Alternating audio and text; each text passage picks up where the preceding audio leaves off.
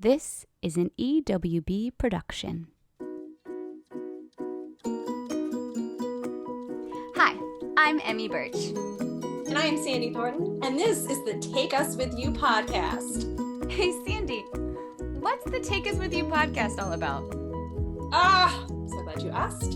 In a sea of badness coming out of every news station, let's provide some light, laughter, and levity to this strange time we are living in. I'm so glad that we're going to be going with you wherever it is you're going. Thanks for taking us with you. Welcome to the show. Hello, and welcome to the Take Us With You podcast. We are so glad you're with us. For those of you that are watching at home, welcome to my janky sunroom. For those watching at home, I love matching my backdrops with my outfit.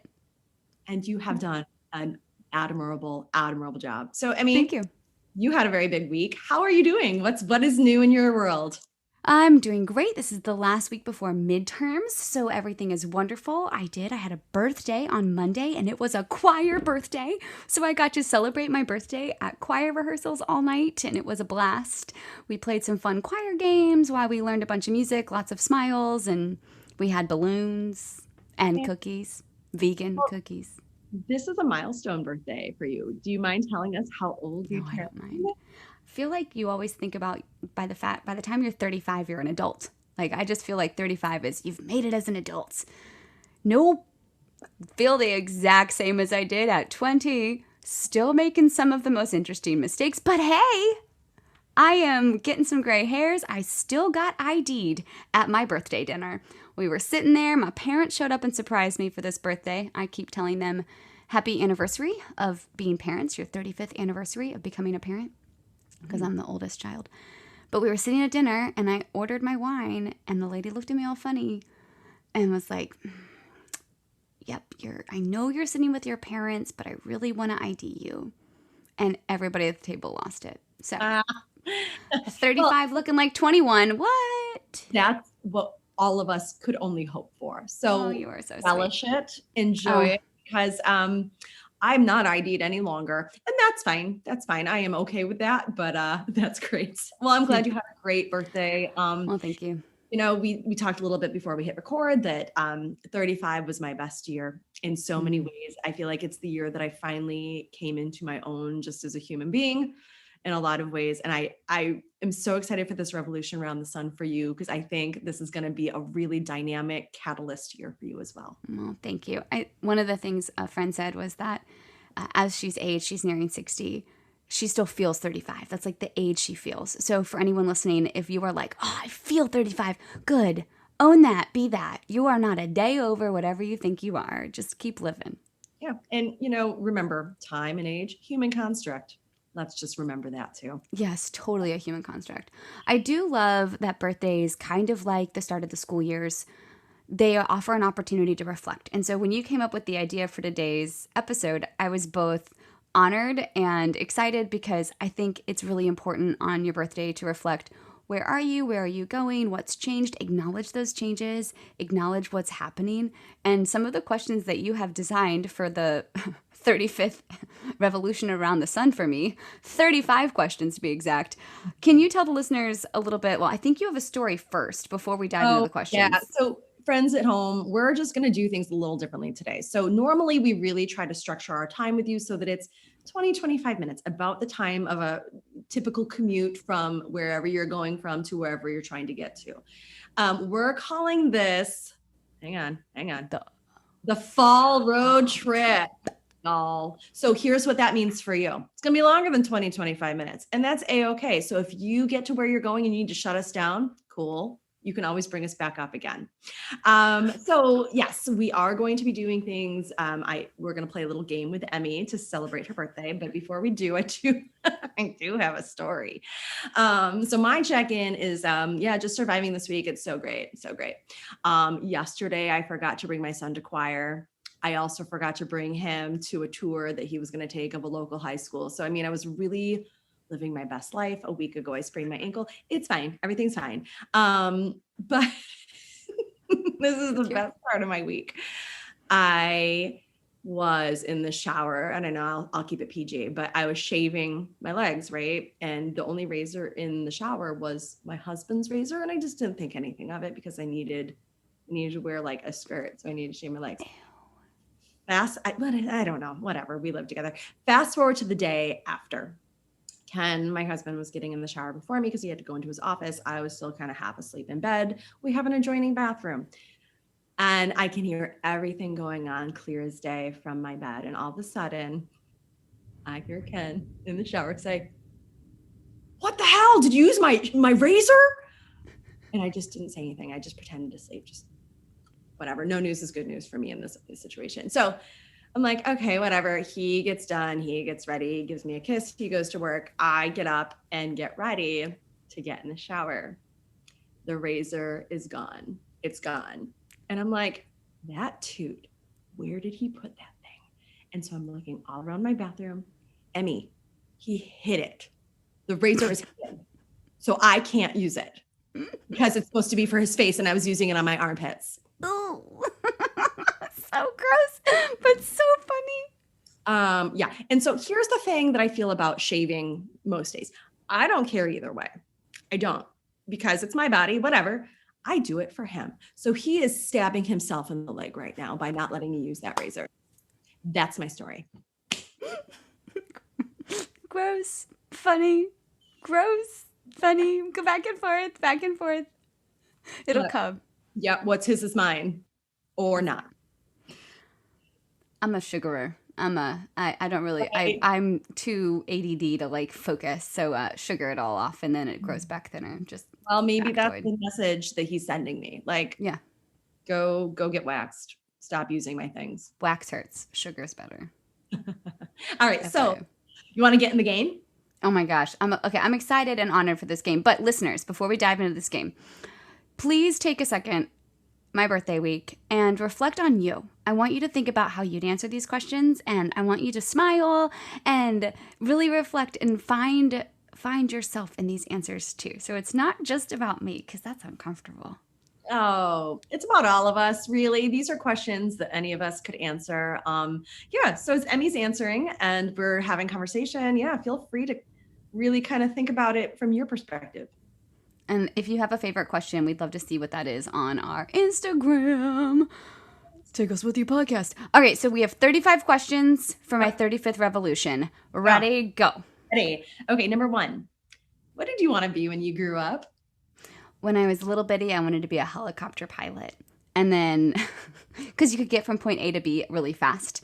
And I wanted to be able to like come and go from my house in the backyard. Like in my mind, that was a thing. I'm talking like 4 or 5, like little. Yeah. Yeah. So, but then I always wanted to be a teacher. Like I never played house. I always played school. Okay. Interesting. Yeah. I can see that in you, that you would want, because you are such a mover and a shaker. And I have no doubt that you've always been that way. So of course you'd want a helicopter and be a helicopter pilot. I love it. Cool. I wanted to be an opera singer. Didn't pan out. It's fine. Oh, cool. I didn't even know that was a thing until I was much older. Oh, I think I just wanted costumes and like the braids and the breastplate. Yeah. Because that's generalizing. Yeah, way to stereotype. All right. So number 2, what, Emmy, is your favorite childhood memory?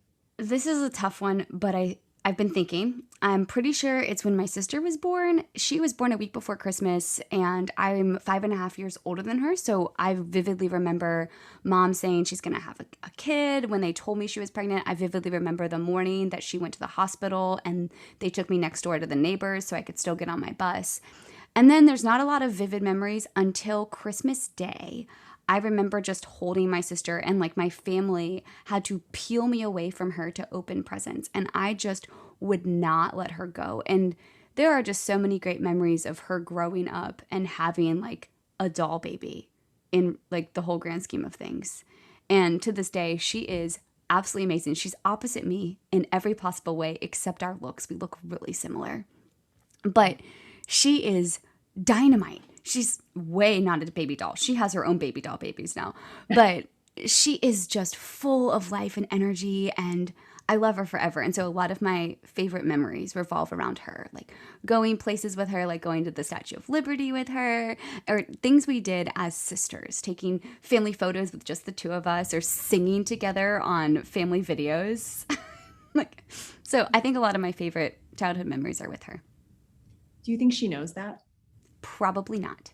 I hope she's listening now, because that is such a good feeling to be told that about yourself, Oh, right? she's amazing. She's like the most dynamite mom. She has beautiful children. She has 3 of them, and she balances it perfectly. She has she has worked her tail off to get into rock star shape to be the most active and fabulous mom and wife. And she blows my mind. Again, opposite me in every way, but it is just incredible to see.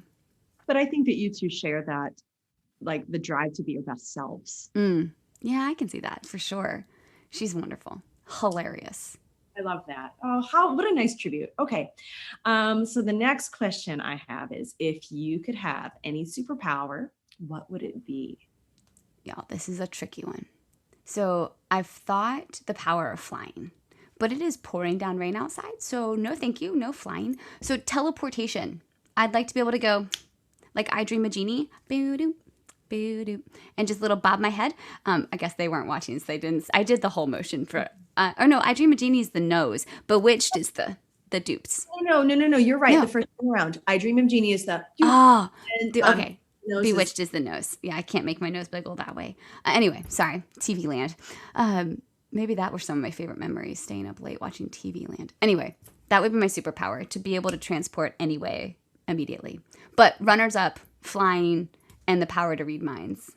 That's mine. So mine is not flying. I'm actually afraid of heights, which is something that's developed and in my adulthood. I was not like this as a child. But I've always wanted to know what people were thinking, but I would want to turn it on and off like a switch. Like I would not want it to be a steady stream, always able to hear, because I think that would drive me a little, like it would be stimulus overload. There's like movies about that. Bruce Almighty or whatever. Yeah, many films. Yep. All right. So 3 down, a bajillion more to go. I know. Wish I was only 20. You're not. We are going to do the thing. Okay. All right. This is question number 4. It's kind of a hard one for me, but what is something that you regret? I have 2. They're always like the ones, at night when you lay down and you have the 2 regrets, and they're about family. My sister, again, had a wreck on a bicycle when she was visiting me, and the family was all on Tybee Island. And for whatever reason, she wasn't riding the bike fast enough, or I was just in a mood. I don't know what it was. I was old enough to know better. And I left her, and she ended up wrecking and just came home bloody. And I remember just being gutted. So I wish I could do that over. And then there was a birthday that my mom had that everybody was out of town or doing things. And I had a ton of schoolwork, and I didn't have access to a car at the time. So I couldn't get home to be there to celebrate. I should have just called a taxi and picked up a pizza and gone to my mom's house, but I didn't. And so I regret those 2 things so much. Not being there for my sister when she fell off the bike, and not getting a taxi, this was before Uber, to have dinner with my mom on her birthday. Wow. Yours? I'm actually embarrassed to share it, but when I was a teenager, I was at my aunt's house and for a family birthday, and all of the family members I have, my cousins, most of them are younger than me. Many of them are, right? And so the older ones, I don't remember if the older ones were there, but I was like in that funky, maybe 12, 13-year-old age where I just didn't want to be bothered. And all the kids kept following me around. So the way that it worked, my grandparents owned a motel, and my aunt and uncle were the stewards of the motel. They worked the motel. Cool. It was cool. And there's an apartment kind of attached to the building itself, and that's where they lived. So they had a very long hallway. And then at the end of the hallway, there were stairs that led down to a basement that was refinished. And it was kind of the playroom. And I just remember it was, again, I wish I could take this back. I'm going to sound like a sadist, and I'm so sorry. I'm not that person now, but I walked downstairs to the basement, and they all followed me, because that's what little kids do when they look up to somebody who is clearly a jerk. And they were playing, and I just walked back upstairs, and I shut them in there, and I walked away, and they lost their ever loving minds, like crying, like, where'd you go? I thought my mother was going to kill me that day. Seriously. And Emmy, I regret it to this day. Like, can you not have a modicum of compassion? Right. These small children. We have to forgive ourselves. Like, that's the hardest thing in the planet. We'll always have regrets, but forgiving yourselves, moving on and taking that experience. And now you are one of the most compassionate souls I know. And I hope to goodness that people feel that I am thoughtful and not selfish like I was when I left my sister and left my mom. Well, remember, like, and to your point, taking your advice, we are not those humans anymore. Praise God. We have grown. So glad. So that's my regret. Oh, that was a tough one. Okay, let's get to 5. Okay, 5. Oh, this is a good one. What is something that you hope to do or accomplish? Everything. I want to leave the room better than when I walked in. So I don't know what that looks like. It's still really esoteric for me. That's a hard part of this age, was hard because I don't have a tangible, what do I want to leave? It's not me. I don't really give a flip if anyone knows my name or what I did, but I want to leave the space that I inhabit better than I found it. I bet you will do just that. I love We'll that. see. Good. All right. Number 6. Easy. Apple pie, pumpkin pie. That is not easy at all. Okay. Whole Foods makes a fabulous vegan apple pie. Okay. Dynamite. Good every time. Pumpkin pie. I dated this guy who lived in Thomasville, and his grandma made Sunday lunch every week. And she made a pumpkin pie to this day that I can't replicate. It's just pumpkin. There is nothing psycho about it. It is just, I don't know how she did it. It tastes like pumpkin, not like cinnamon, which is great. Not like all the, regular pumpkin pie is great too. But grandma's pumpkin pie from Thomasville, Lord above, that's what I love. Right. I don't know if I should tell that story. Oh, well, it's told. It's too late. We're just going to own it. Yes, pumpkin pie. All right. From Thomasville. Who cares how you got it? Who cares where it came from? You got it. That's the good thing. All right. Number 7. What is your favorite holiday? Easter. It's Really? family-based. Family-based with none of the drama and none of the stress and none of the expectations. You expect Thanksgiving to be full of thanks. You expect Christmas to be full of joy. You expect all these things from all these holidays, but not Easter. It is like, oh my gosh, look, everyone came together and we're having the best meal and the best time. Yes, Easter. Chosen family time. Okay, so Easter and Christmas cause me stress because I'm a church musician and those are the Super Bowl Sundays for us. Valid. So mine is always Thanksgiving because I just, I love copious amounts of food. Just fine. The ones that come with expectations stress me out. But I'm also a quality time person. So when the whole family is there, I love it. But I feel like the quality time interactions don't happen. And for whatever reason, that happens on Easter. And it's like an unexpected Christmas in the middle of the spring. Not presents. I also don't care about presents. So Easter. Great. I love that. Yeah. My second would actually be, and I'm not of this faith, but the Jewish high holy days are my secondary favorite time of year. And it's mainly because they fill me so much spiritually that I just dig it. It's the time that I wish that I'm just very thankful to be included as a singer in those services. So all right. Very cool. Next, 8. Do you believe in God? If so, where do you find God? I do. I believe in God. I believe there is a bigger, higher, holier power. It gives me a feeling of relationship and purpose. And I have a hard time looking at everything and believing that it just exists. So I believe in God, and I find God in everything. I think that I can't do this life by myself. And so leaning on reading the Bible and devotionals and prayer, I think helps me go in a direction that brings me to what his purpose is on this life for me.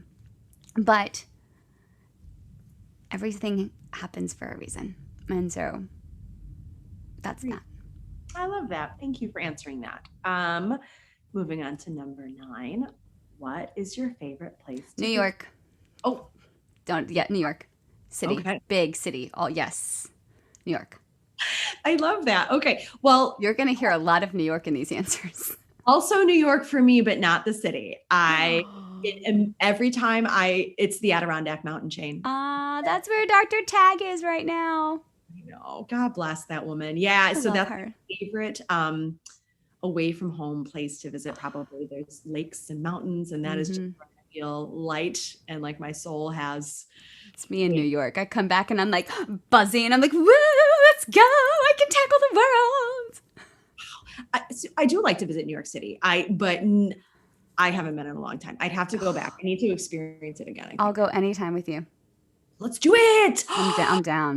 Podcast in Take Us With You podcast goes to New York. We'd have to decide where we want to stay because I have like 5 favorite locations. Okay. We'll talk about it. We'll talk about it offline. Yeah. Deal. Okay.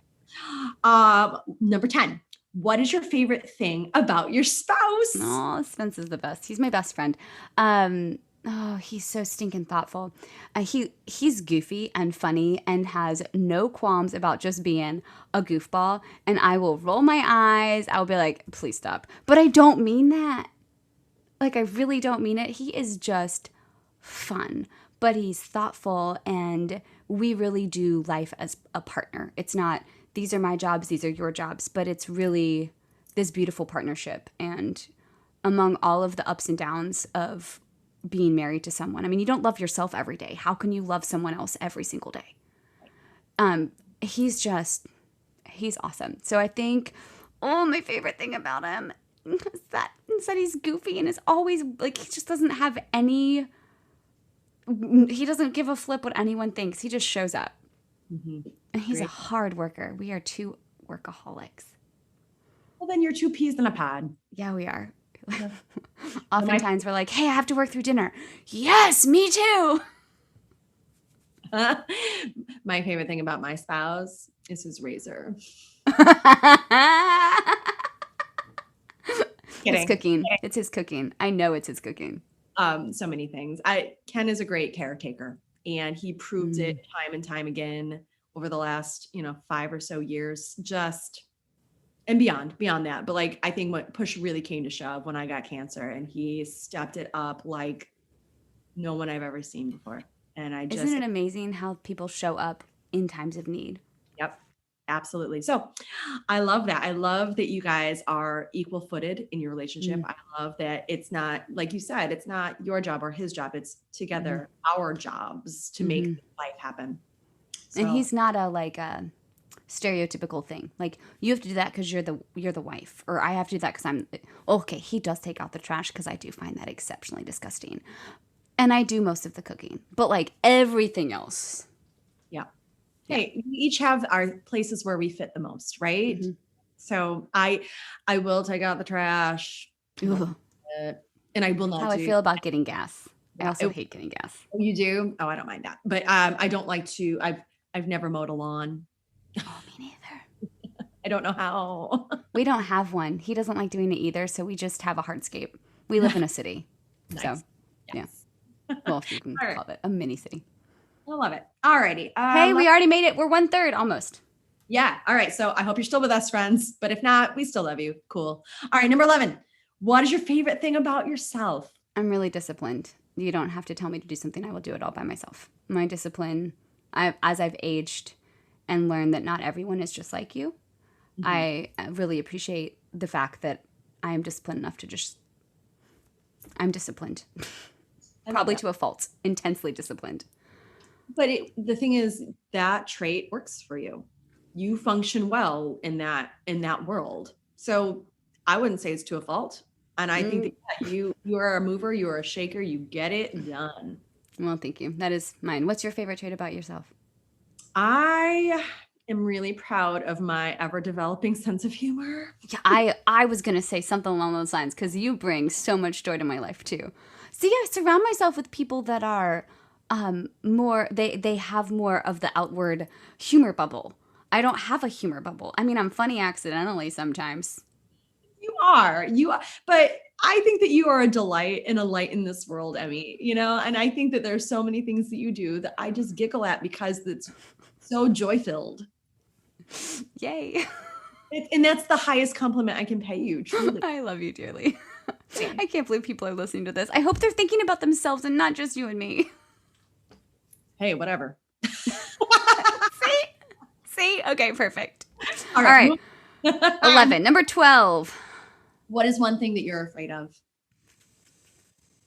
Car accidents. My nightmares are car accidents. I'm also really afraid of heights, but I'm working on overcoming that. We run over a really intense bridge every Sunday to like work on my fear of heights. I still have moments of sheer fear, but my dreams are filled of car accidents. I am petrified of losing a family member or a friend in a car accident. Now, have you ever been in one? Yes. Okay. Yeah, they're scary. Yeah, no. It took me like 6 months to drive again. And that's okay because it's trauma-based, right? And you have to move through the trauma in order to regain that. So I think that's also why I'd like to teleport, please. No driving required. back to question number, I don't know what. Yes. Superpower. 3. That was 3. Okay, we're doing great. Okay, 12. Afraid. Okay, so we got that. 13. And I think you kind of already touched upon this, but how do you hope to leave this world behind after you die? Forward. Just steps forward with a path to move forward with light and happiness and whatever it is that, whatever legacy I leave behind. I hope my name isn't necessarily tied to it. I hope it's just a legacy that there is a path for the next generation to follow down. We talked about this on the episode on Music Ed Matters, on episode 74 with Alice Gardner. The path that was laid before for the music educators, especially the children's choir directors that came before us, they blazed a path. And now that path is there, and we get to, I don't know, pave it maybe? Or put down some hardscaping so that the next generation can just sprint down that path. And I think that's the image of what I want to leave behind. In whatever area of life that is, a space for any human that comes after me to brightly go forward in the direction that makes them their best selves. I love that. Thank you for sharing that, Emmy. That's really a special, an important thing. Because again, I was seeing, where was I? Facebook maybe the other day, just that if you're the kind of person that feels like the generation after you has to go through the same hardships and trauma that you did, that's not helpful to them. And it's toxic. So our goal truly should be making things easier for the people that come after. Isn't that all how evolution is? Like just making it so that they can survive and flourish and be successful. I agree completely. Yeah. Good answer. Number 14, what is the best meal you've ever eaten? God, this is such a tough question. I've been thinking about this one all day. My birthday meal was fabulous. There is this little hidden gem on Tybee Island that's almost entirely made up of locals because it's a hidden gem, so I'm not going to tell you what it's called. And the chef makes a gorgeous, like whatever's around, turns it vegan for me. And every time the flavors are just unexpected and delightful. But that's local and it's just a single plate. There used to be a restaurant in New York, it unfortunately closed, called Candle 79, and they had a series of flavors that was just, oh my goodness, they made this vegan crepe with mushrooms and, just flavors of amazingness. I think there's also, in Paris, my husband and I proceeded to walk over a half marathon to visit every vegan croissant shop in the city. And so I think one day we ate like 4 different kinds of vegan croissants. And that might be my favorite food on the planet. But anyway, there's so many choices. If you're listening and you're like, oh my gosh, she's vegan. There's so many new flavors you don't know. And my grandma's always fearful that I'm not getting enough food. But there's just different combinations and different things. And I think that's what I love about being vegan. You never know what flavor you're going to get.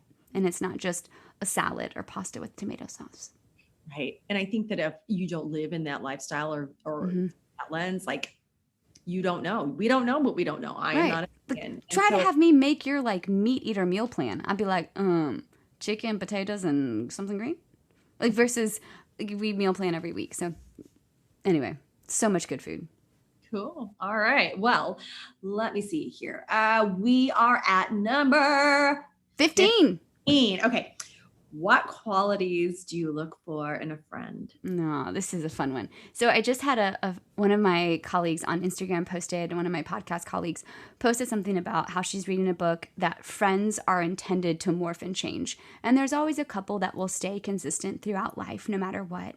But as you evolve and develop as a human, your friends and the needs you need from them will develop and evolve. And that's life, and it's okay. And so I think what I'm looking for in a friend is something to fill a void that I personally have. Like I know that like you bring out joy and you help me see perspective from a different angle. I have friends who I know I can call and be like, here's a situation, how do I react? They check me so I don't come to the table too intense. And then I have other friends that are like, they've been there forever. So I think there's not one particular quality. I think every person that we associate it with has something that they can bring to the friendship table. It's how much you tap into that. Some friends are meant to be everyday friends. Some friends are meant to be when you see them friends. I think there's just something in everyone that can help you be more resilient, be more illuminated, be you. And if not, you don't have to be for everyone, and everyone doesn't have to be for you. That is 100% it. So I have a friend that I met and I'm still friends with her. Her name is Barbara. Barbara Khan was her unmarried name. So shout out Barbara. But she said something that I will never forget. It was so insightful. She said, Sandy, you have different friends for different parts of your life, which is basically what you just described, Emmy. But she told me that in college. And I just think back to the person that I was in college and how I was still so green and still so learning. And like, what wise words for someone so young to have. Yes. It's so, and there's a lot of really great quotes. I'm in the middle of reading a great book in our book club. That book is so good. And there's a lot of great quotes in it, but there's this one chapter that talks about, she's in her internship in this, it's a biography, and she's in her internship or a memoir, talking about how there was this one older person who kept saying, kind of live the moment you're in. And just slow down and just live the moment you're in. And I think that relates to friends as well. So too. Absolutely. I love this conversation we're having. Okay. So now we're at 16. 16. Thank you. See, this is Emmy. This is why Emmy is so good. One, she is great at keeping all of us on track. Because if I was left to my own devices, we would be yammering all day. Two, she's really good with time. Okay. So now we're on 16. Here. You're amazing. Describe your perfect day. So we have to clarify. Is this like my perfect work day? Is this my perfect weekend? Is this my perfect vacation day? Let's go weekend. Okay. So now we need a little more clarification. Am I in a marathon training block or am I not? You're not. Okay. Now, for those listening, I intensely love the process of training for a marathon. So I am either in a training block or recovering for the next training block. I just love the process. It's not unlike choir world. Like I just love being in the process. So if I'm outside of the block, it usually involves sleeping in, getting up and having coffee. Now, what is sleeping in for you? I mean, like 7 or 8. Hey! 7, 8. I try. I just, as soon as I'm awake, I want to be out of bed and doing like cup of coffee. We have quiet time and like talk about our day or the next days ahead. And then something active like yoga, stretching, a short run, maybe something on my Peloton bike. Who knows? Like something to get my body moving so I can kind of focus my brain. Easy shower, brunch, something that usually at home I love to cook. Like brunch is one of my favorite meals to cook. And if obviously it's a weekend, so hopefully there's no work to do. So maybe going for a walk, going to a farmer's market, or really sitting in like a hammock and reading a book, or taking a bath and reading a book. Something like that. Usually I call my grandma every day. So there would be a conversation in there with that. And then some type of making of dinner, either with friends. I'd love to have happy hour before we make dinner. That would be like the main building blocks of a perfect day. Just that. Enough alone time with people, but they're not really alone, that type of stuff. It sounds like a blast. That is a good day. All right. Well, now number 17, we are like at the halfway point, friends. All right. Kind of. If you could change places with one famous person, dead or alive, who would you choose and why? I would probably choose one of the women in the 60s who chose to run the Boston and New York Marathon even before it was possible. So women were thought to be too weak and fragile to run over a mile or two. And in the late 60s, there was a collection of women that showed up to these races and ran anyway. And there's really great stories of them being, removed from the course, tackled, whatever. But they weren't afraid to show up and say, I can do this. And so I would love to think that I would be one of those women in the late 60s doing that. I actually have a sweatshirt. Spencer got it for me for my birthday. And it says not too weak and fragile to run. And at the bottom it says established 1972, because that was the year women were officially able to register themselves for marathons. So I don't have a preference on which of the women that I traded places with, but I would love to have been. I also love music from the late 60s and early 70s. Like, it's my favorite era of music to listen to. I think politically what was going on, I would have loved to have been a part of all that. And I would be interested to see what life looked like. But I don't know. I don't know exactly who I would choose. I'm thankful for who I am in the moment that I'm living in right now. Going back to question 8, do I believe in God? I think I'm here for a reason. But I do think it would be so cool to kind of, what is it when you're 13 going on 30, where she switches into her 30-year-old body and then comes back? Yes. Yeah, that. I would love to be able to switch back into their body, but then come back to where I'm supposed to be. So that would be the person I'd switch with. What would you do? I've been really grappling with this one. I don't know. I really don't know. Like, I mean, I feel like the cliche answer for me to say is like Mother Teresa, but honestly, I am curious what her life was like, or like maybe Joan of Arc, or Hildegard von Bingen. Like, oh my gosh, yes. Now you're speaking the language. It makes me want to watch the opening of the first episode of Outlander all over again. Yes. Give me the stone. Yeah. So Hildegard was, oh gosh, Dr. Emmy. I'm going to need some backup help, but she was medieval composer / nun / scientist, like epic. She just was way ahead of her time. She did it all. And part of me, like, sometimes I would like to be cloistered and not have to interact with folks. And then the truth comes out. I know.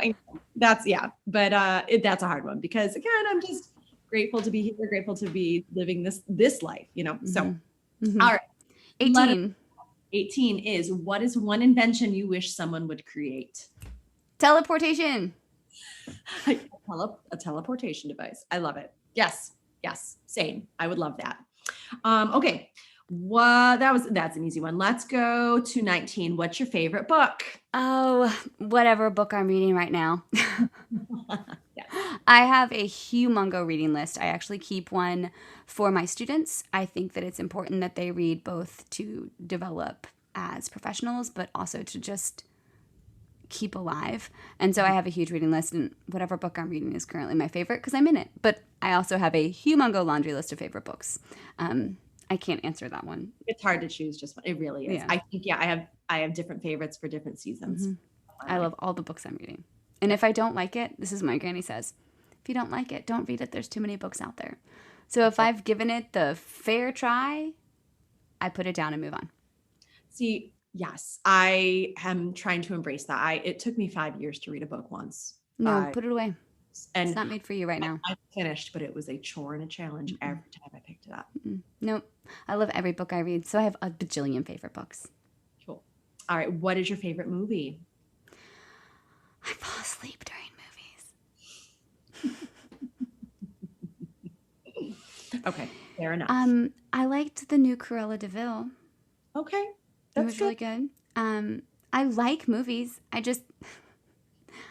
feel like I would be doing it a disservice because I am really good at sitting down and falling asleep. All right. Well, that's okay. You know what? We are all wired very specifically for who we are. And so if you are not a movie watcher, like, we still love you. It's okay. It's okay. Sorry. It's great for nap time. It is. Okay. So it helps you decompress. Great. Awesome. All right. Next, what is your favorite season? Right now, fall. Me I mean, too. we're not in fall yet. I mean, we're not there yet. I love summer. I love everything about the summer, but I live in the South, so the summer is forever.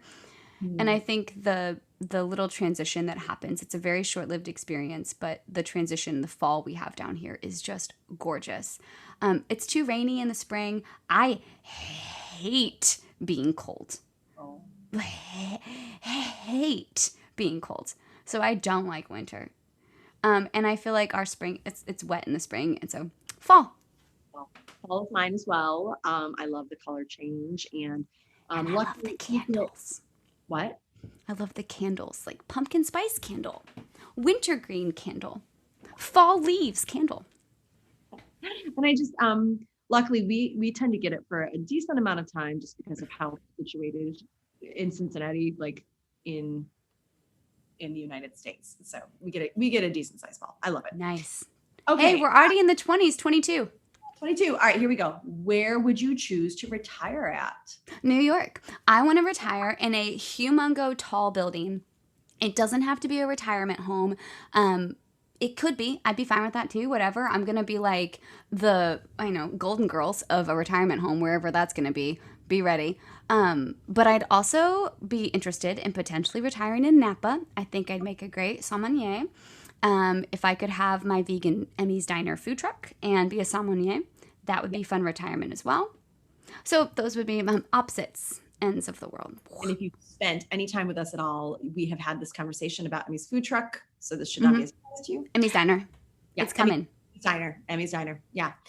I think I would want to go to, I don't know, I have a special place in my heart for the desert. So New Mexico or Arizona.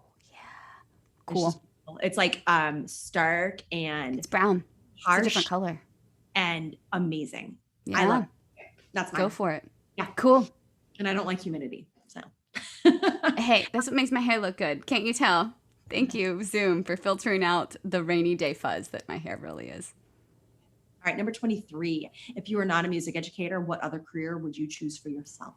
I would either be a chef or I would be an author. Yeah, I would be a writer for sure. Mm-hmm. For sure. Cool. Mhm. Okay. But I love cooking. Okay. All right. If you could give one piece of advice to your 20-year-old you, what would you say to her? I was a serial monogamist for high school and a couple years of college. And I got to my master's degree and realized that you actually can learn a lot about yourself dating. And you actually can be okay being single. And so that's what I did for my early 20s. So I wish I could tell like 19, 20-year-old me that it's okay to be by yourself. You do not have to be a serial monogamist. You don't have to have a boyfriend to survive. I used it as an excuse to get out of the house. Like my sister was so much younger that there was just a different routine in a house when you had a sister that was 5.5 years younger, but I started school early. So I was in high school when she just started kindergarten. So it was a really big, that's wrong. Yeah, no, that's correct. I went into high school when she started kindergarten. It just was a really big difference. And so I kind of wish that there would have been, maybe it was 6th grade. I don't know. There was a big difference there. And so the home dynamic, I used the boyfriends to get out of the house. Like, oh, I have to go on a date, or I have something to do at so-and-so's house. And I wish I would have just been okay with being present and being me and not trying to find my identity in guys. However, when I did start dating intentionally, I'm going to write a great book about it when I retire. Add that to the retirement plans. Everything you need to know about life, I learned dating in my 20s. Nice. All right. Dig it. All right. Let's see. We are at number 25. What is your favorite restaurant? I can't tell you because it's a secret restaurant on Tybee. Well, that's all we need to know, friends, right? But you know it, and you know how to get there, and you know what. And I have a ton of favorites. Like I have favorites in every city, but I'm choosing to stay local. I love that. Well, yeah, absolutely. All right. Number 26. What kind of coping mechanisms do you employ when you are stressed? Run. I run. I eat salty foods. I love a glass of wine.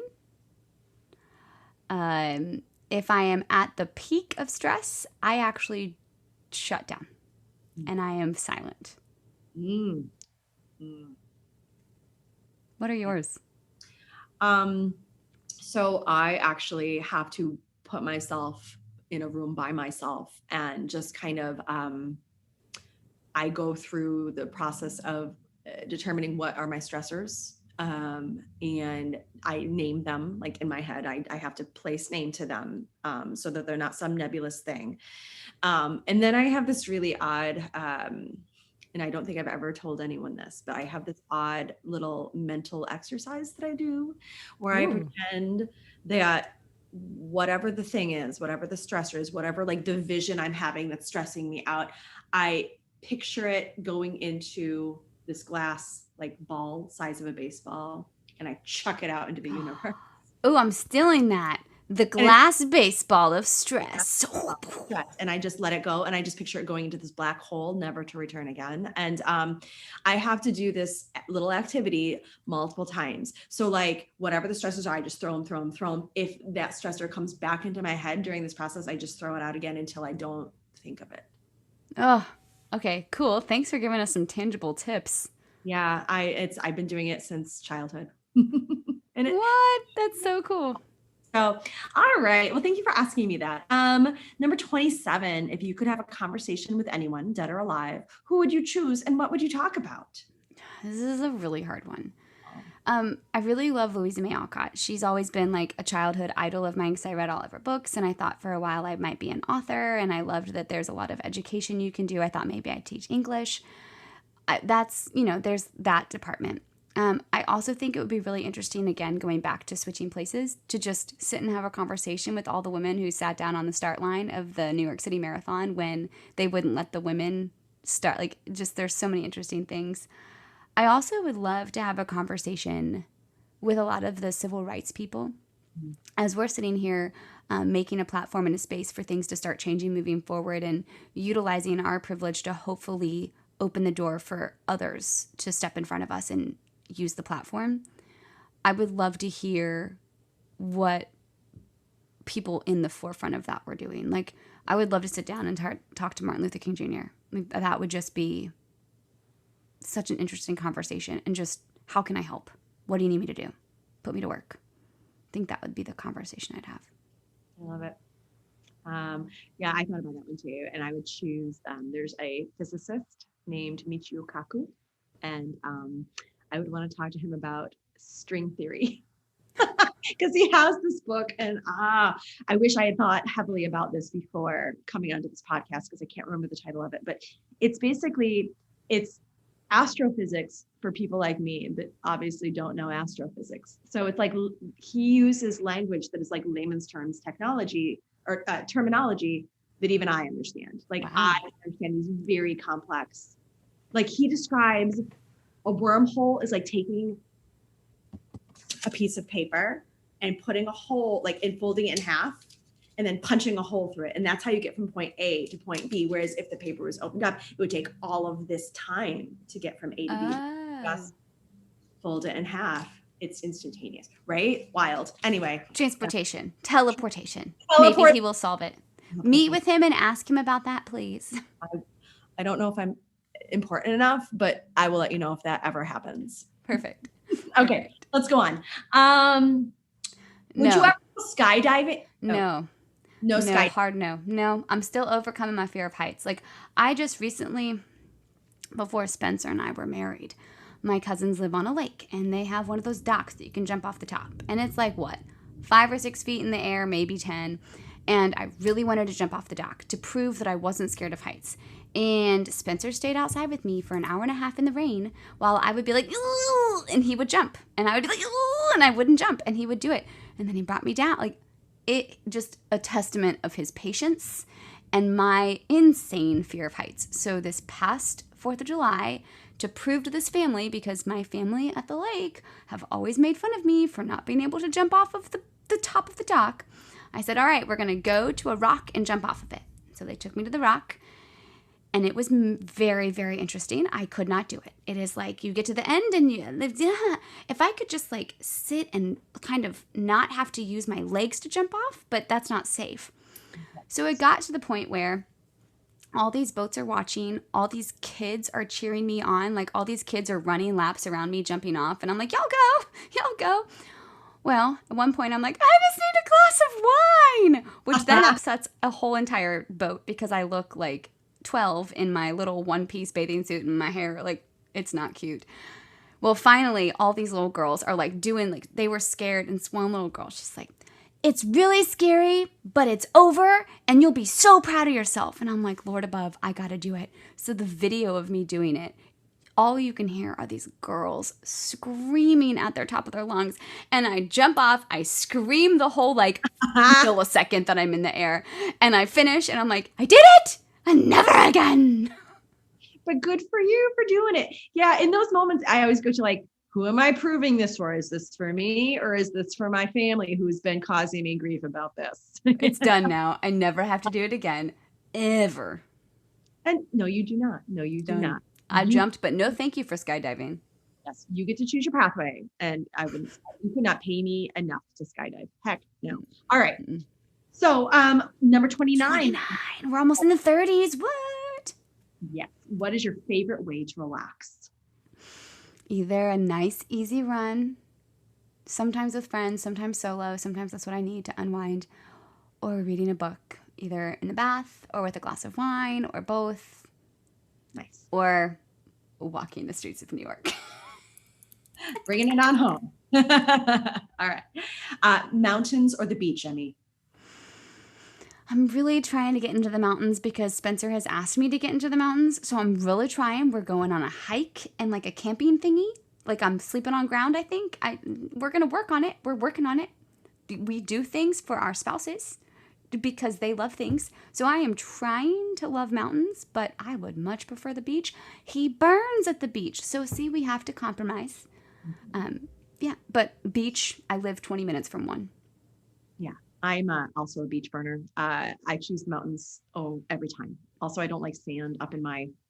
I don't like sand, but I like the sound of the waves, and I like the exfoliating power of the sand. Find the positive.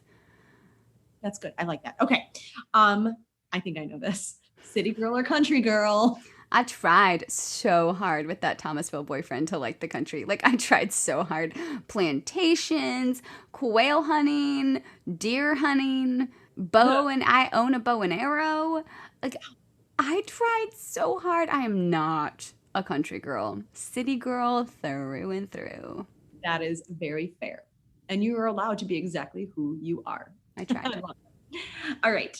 Number 32, almost there, friend. If you could go back in time and change one part of your history, would you do it? And if so, what would you change? This made me think of the book, The Midnight Library. In the book, The Midnight Library, the character kind of gets stuck in this middle world where time doesn't change. And in the Midnight Library, there are books of every possible outcome of how your life could have turned out. It is a fascinating read. Highly recommend. Again, not a favorite because we have a long list of favorites, but it's on that list. Mm-hmm. So in the Midnight Library, there's all these different things. So I've actually thought about this question a lot when we were reading that book. And I don't know if I would change anything. There's pieces that I would love to, like, what if I had chosen a different college? What if I had chosen a different degree? What if I hadn't said yes to my husband? Like, I would love to see where my life would have gone, but I want to be where I am. Like, yeah. I would be I think I'd still be single. I think I don't know what I'd be doing. Like, I can't imagine my life not now. So I don't think there's anything I'd want to change in particular. And I don't really want to go to the Midnight Library. I want to be okay with exactly where I am today. I am with you. I thought about that too. And because again, one tiny change could do the butterfly effect of changing everything. Mm-hmm. And this life that I'm living right now is so rich and so worthwhile and so special and wonderful. Like, and it doesn't mean it's perfect. Oh my gosh. Yeah. I had a crap day yesterday. I have crap days every so often, but I would not change that. I think it's important if you're listening and you're like, I hate my life right now. There is so much power in a good therapist because there are times that you don't want to keep showing up.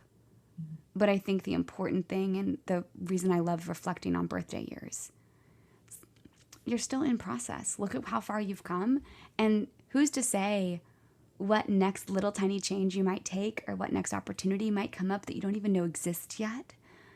Just keep showing up. There's a book that just got released a few weeks ago called Groundedness and something. There's a nice little subtitle. But in the introduction of the book, it talks about how sometimes we get so set on achievement and step, that there are times in our life that we aren't going in a step direction. There are supposed to be ups and downs and valleys. And when you're in these valleys, that's where your groundedness really plays a part. And if you haven't laid that strong foundation, or if there are parts of your foundation that need replaced, those can be really hard things. But it's not the end. And it's not impossible. And you can change if needed.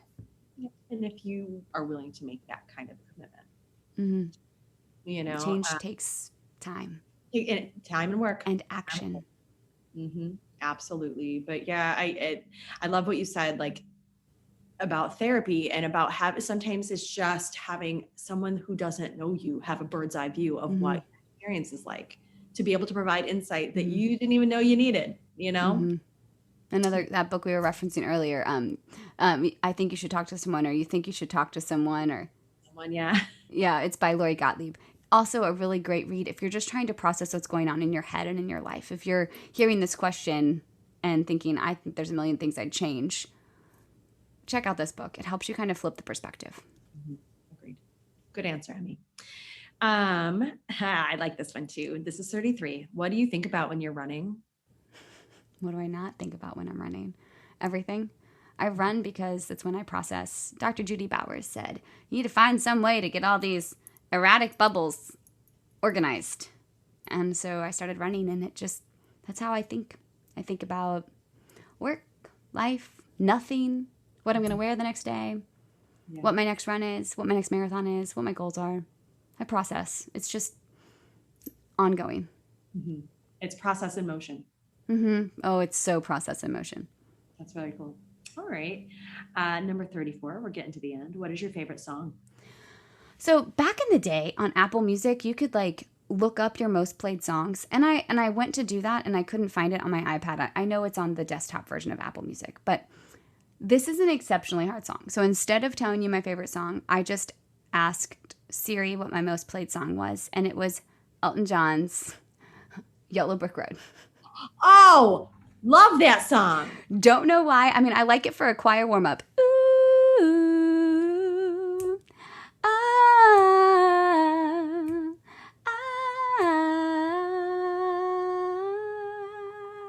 It's the best chord progression ever. Anyway, I'm pretty sure that's why it's on there, but I love Elton John. I love that. That's good. Yeah, that one was a hard one for me too, because again, similar to Friends, I have different songs for different parts of my life, right? Totally. Yeah, but the one that will always stop me on my tracks, and this is music geekdom coming out, is the Barber On You Stay. Truth. I don't care where I'm at. I was at a bookstore once and they played it, and I held a book in my hands, stopped what I was doing, listened to it in its entirety. I think I had such an issue, I couldn't understand why all these other humans were still moving around in their lives and living their lives while this beautiful music is happening, and they weren't stopping I was. Oh my gosh, I'm totally on the same page.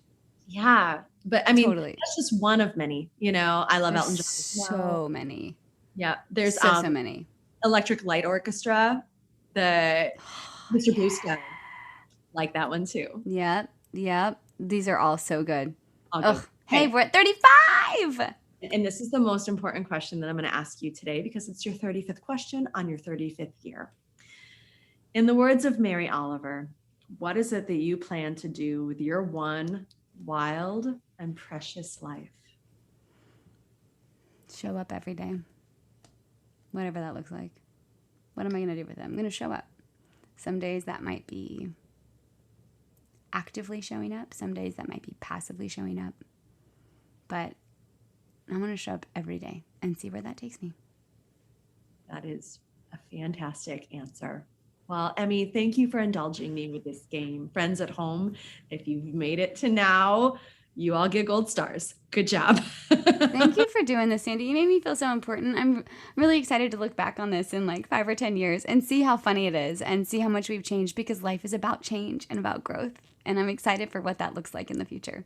Me too. And I mean, we're always evolving. We're always learning. We are always learners. And yeah, some of your answers you might find 5 to 10 years from now, they've altered in some way. And that's the beautiful point of being alive, that you get to make choices and changes, and you get to change your mind if you want to. So yeah. I love it. Hey, I hope that you've also, as you're listening, thought about these questions for yourself, and that you feel like you've gotten to take part in the birthday life evaluation thing. And I hope that you're wherever you're supposed to be going, or if you're on a long fall road trip, I hope that you're enjoying the scenery.